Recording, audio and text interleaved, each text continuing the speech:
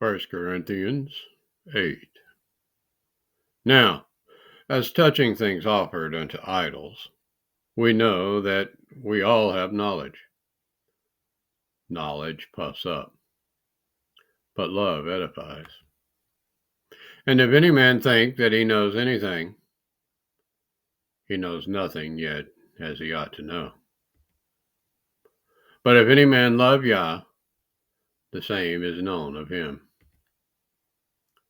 As concerning therefore the eating of those things that are offered in sacrifice unto idols, we know that an idol is nothing in the world, and that there is no other Elohim but one.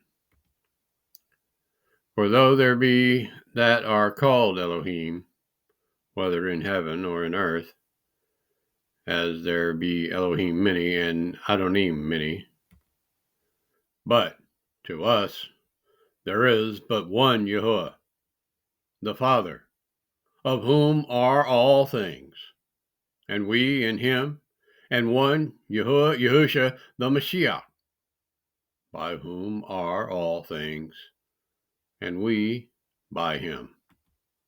Howbeit, there is not in every man that knowledge. For some, with conscience of the idol unto this hour, eat it as a thing offered unto an idol, and their conscience being weak is defiled. But food commends us not to YAHUAH, for neither, if we eat, are we the better, neither, if we eat not, are we the worse.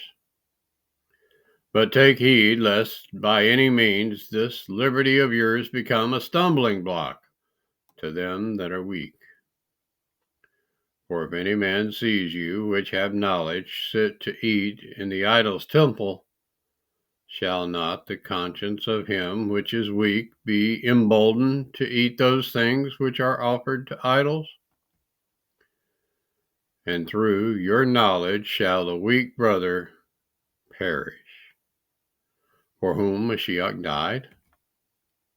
But when ye sin so against the brethren, and wound their weak conscience, ye sin against Mashiach. Wherefore, if food make my brother to offend, I will eat no flesh while the world stands, lest I make my brother to offend.